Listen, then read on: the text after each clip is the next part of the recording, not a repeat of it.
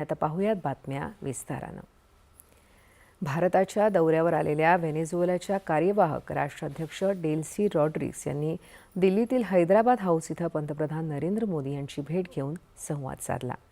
या बैठकीत भारत आणि व्हेनेझुएला यांच्यातल्या द्विपक्षीय संबंधांच्या सर्व पैलूंवर तसंच ऊर्जा, सुरक्षा, व्यापार आणि गुंतवणूक, औषध निर्माण, आरोग्य सेवा, वाहतूक आणि अक्षय ऊर्जा इत्यादी क्षेत्रांमध्ये सहकार्य वृद्धिंगत करण्याविषयी सविस्तर चर्चा झाली।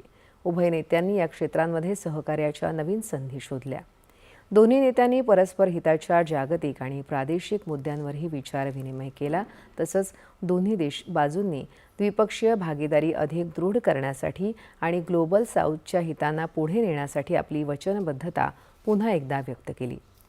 रॉड्रिगेज कालपासून भारताच्या 5 दिवसांच्या दौऱ्यावर आल्या असून त्यांच्यासोबत परराष्ट्र व्यवहार, अर्थव्यवस्था आणि वित्त, विज्ञान आणि तंत्रज्ञान आणि वाहतूक या खात्यांच्या मंत्र्यांचा समावेश असलेलं एक शिष्टमंडळ आहे। भारत आणि व्हेनेझुएला दरम्यानचे संबंध अधिक मजबूत होण्यासाठी हा दौरा महत्त्वपूर्ण मानला जात आहे। व्हेनेझुएलाच्या कार्यवाहक राष्ट्राध्यक्ष डेल्सी रॉड्रिग्स यांनी परराष्ट्र व्यवहार मंत्री डॉक्टर एस जयशंकर यांचीही भेट घेतली। भारत आणि व्हेनेझुएला यांच्यातल्या दीर्घकालीन संबंधांविषयीच्या रॉड्रिग्स यांच्या वचनबद्धतेचा आदर करत असल्याचं जयशंकर यांनी म्हटलं आहे। भारताच्या तांत्रिक आणि औद्योगिक क्षमतांची माहिती मिळवण्यासाठी आणि सहकार्याच्या संधी शोधण्यासाठी व्हेनेझुएलाचं शिष्टमंडळ ऊर्जा, औषध निर्माण आणि वाहन क्षेत्राशी संबंधित अनेक ठिकाणांना भेट देईल। भारत हा ऊर्जा आणि गुंतवणूक या क्षेत्रांमध्ये व्हेनेझुएलाचा एक महत्त्वाचा भागीदार राहिला आहे।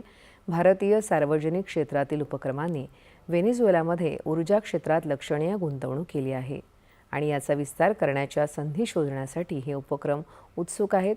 व्हेनेझुएलाच्या कार्यवाहक राष्ट्राध्यक्षांच्या भेटीमुळे द्विपक्षीय संबंध अधिक दृढ होण्याची आणि दोन्ही देशांमधील विविध क्षेत्रांमधील सहभाग अधिक सखोल होण्याची अपेक्षा आहे। जगातील